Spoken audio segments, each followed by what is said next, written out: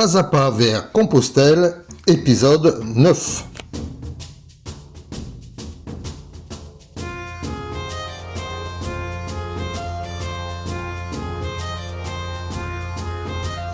Étape 31, Redicilia del Camino, Belorado, 13,4 km, dénivelé positif 171 mètres, négatif 146 mètres. Coucou les amis, aujourd'hui nous allons le prendre cool. Évidemment, nous profitons et abusons du confort du camping.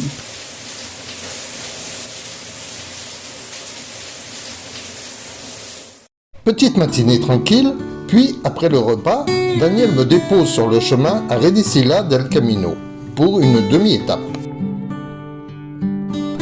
Et pour changer de l'habitude, Coucou, c'est moi! Allez mon cœur, avec des flèches comme ça, tu ne peux pas te tromper. et c'est parti.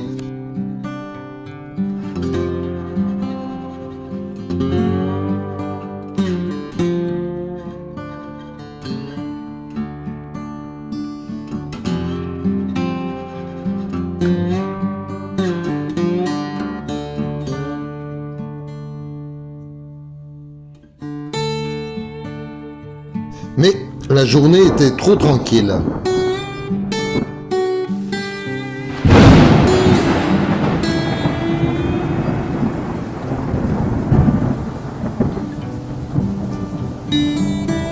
Moi, je n'aime pas du tout l'orage. La foudre, le tonnerre, les grêlons, sortir la cape de pluie, replier et ranger les bâtons de marche métalliques dans le sac à dos, bien protéger le téléphone.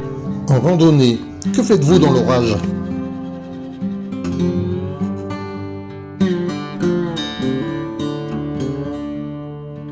Heureusement, cela ne dure pas. Vous comprendrez qu'il ne se soit pas attardé pour photographier un animal. Mais si vous le voulez, je peux vous en mettre un pour combler le vide. Celui-là, il est pour mon papa, pour remplacer une ours que l'on n'a pas vue dans les Pyrénées.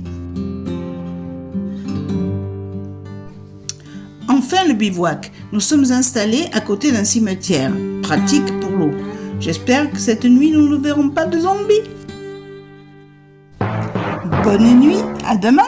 Peut-être. Étape 32. Belorado, San Juan de Ortega, 25,5 km, dénivelé positif 490 mètres, négatif 226 mètres. Comme vous voyez, on a survécu aux zombies et notre globe-trotter repart reposé et en forme. Bien sûr, on n'oublie pas la photo rituelle. Vous en avez pas marre de voir ma trombine ? Et puis après tout, c'est pas moi qui ai réalisé le blog ? Vous allez voir que ce matin, il a l'âme bucolique. Petite fleur par-ci, petite fleur par-là. Je prends le pont de droite ou le pont de gauche ?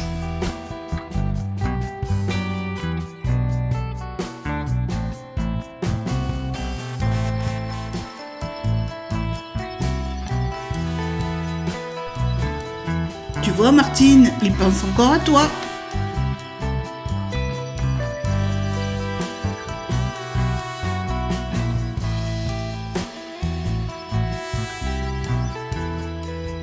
Je traverse le village de Villian-Bistia.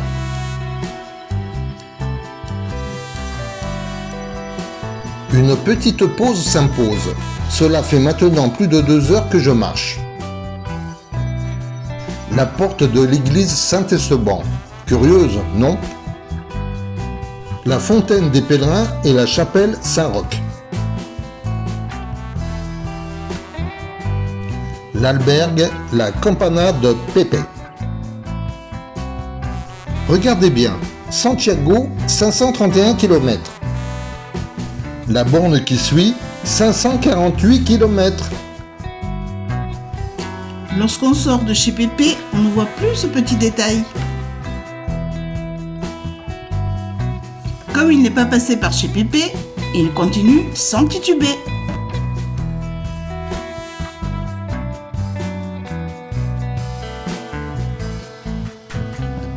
Encore et toujours des fleurettes. Après le village du Vilafranca commence une montée à travers les Montes de Oca pour atteindre l'altitude de 1163 mètres. Oca signifie roi en castillan actuel. Les Montes de Oca sont réputés depuis le Moyen-Âge pour leur forêt pleine d'animaux sauvages et de brigands qui amenèrent San Juan de Ortega à établir un monastère afin de protéger les voyageurs et les pèlerins, lieu de notre étape. Cette forêt abrite encore aujourd'hui des loups. Et il n'a pas trouvé mieux que de s'arrêter dans la forêt de 14 km pour faire sa pause miam miam. Je crains des gains. Et je ne suis pas le seul.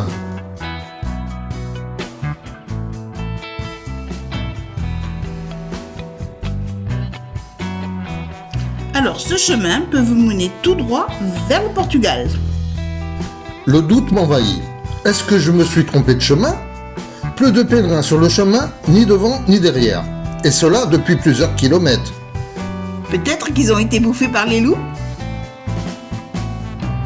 Monastère de San Juan de Ortega.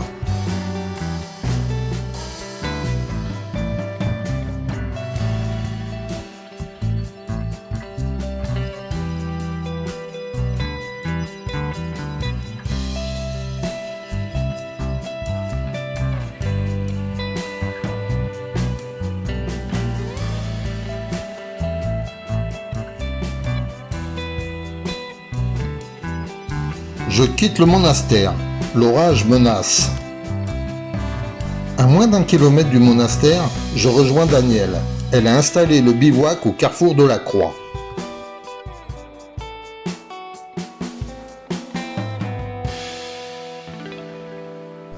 À demain.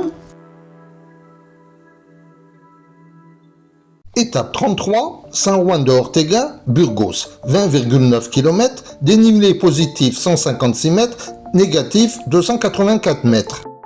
Lorsque je monte la vidéo, je me souviens de cette très belle étape. Depuis 5 heures du matin, des pèlerins passent près de notre bivouac et le jour ne s'est pas encore levé.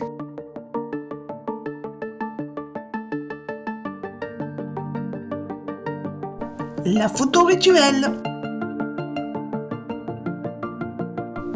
Et en plus, il prend la pause avant de repartir dans la fameuse forêt. J'ai du mal à comprendre les pèlerins qui marchent la nuit. Pour moi, ils ne profitent pas de cette très belle nature. Voyez vous-même.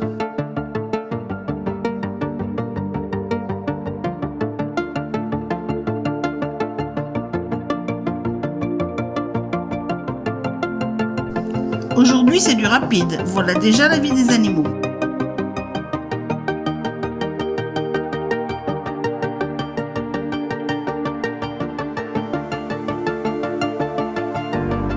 Cette nuit, il a beaucoup plu. Alors, pour éviter les flaques... La que le.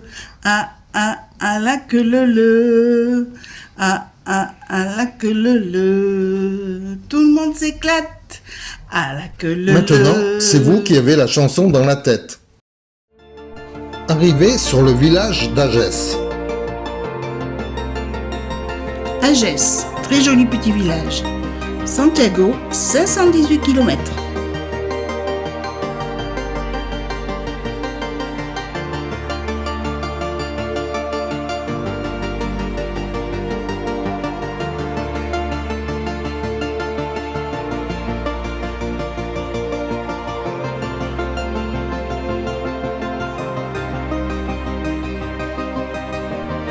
Petit bonus pour la vie des animaux. Site préhistorique de la Sierra d'Atapuerca.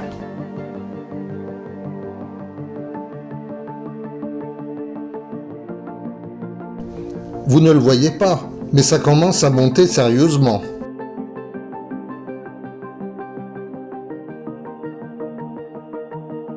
Ouf, belle montée. Passage au col de la Sierra d'Atapuerca. Depuis que le pèlerin dominait les montagnes de Navarre en tant que bourgeois et voyait les vastes champs de l'Espagne, il n'a pas joui d'une plus belle vue comme celle-ci. On ne va pas contrarier le pèlerin, n'est-ce pas?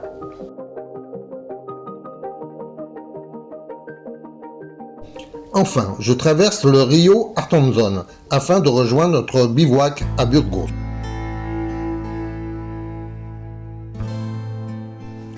Comme notre pèlerin est arrivé tôt, nous sommes partis à la découverte de Burgos. Et il pose encore. Elle a trouvé un copain pèlerin. Superbe cette voûte d'arbres.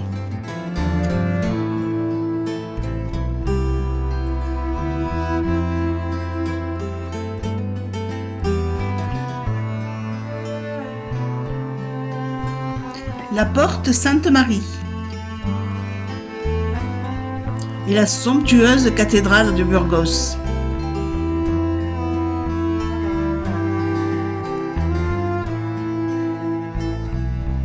Nous la visitons et là, les amis, nous sommes éblouis.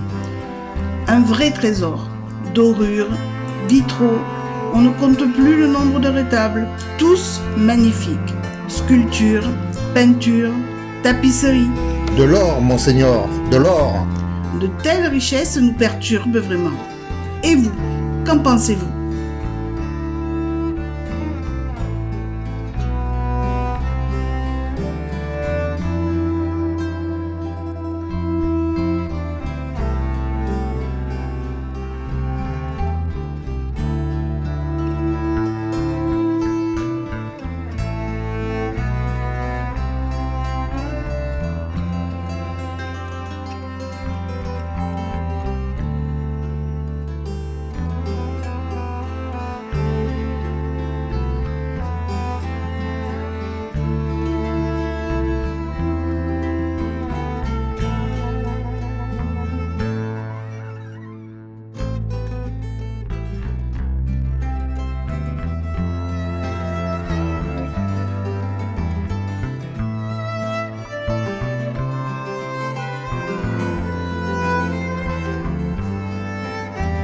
Maquette de la cathédrale. Enfin, bien fatigués par cette longue journée, nous rejoignons notre bivouac pour une bonne nuit de récupération. À demain. Nous décidons de prendre une journée de repos. Le temps est moyen et il faut recharger les batteries. Un camping était prévu à Castogéris. Celui-ci étant fermé, nous avançons jusqu'à Fromista en faisant les touristes.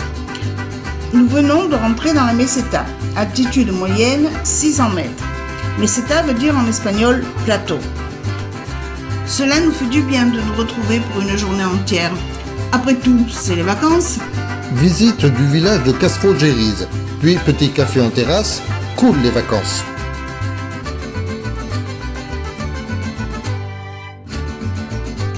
Nous traversons le canal de Castille et faisons notre pause déjeuner aux écluses.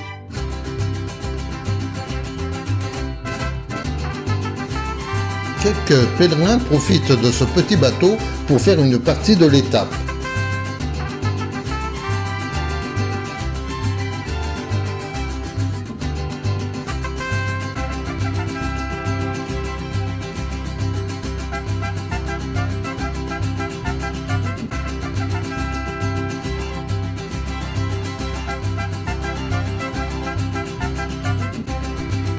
Allez Cosette, corvée d'eau!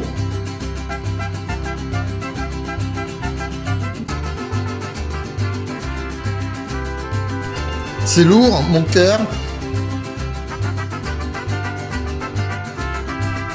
Bivouac et recharge de la batterie.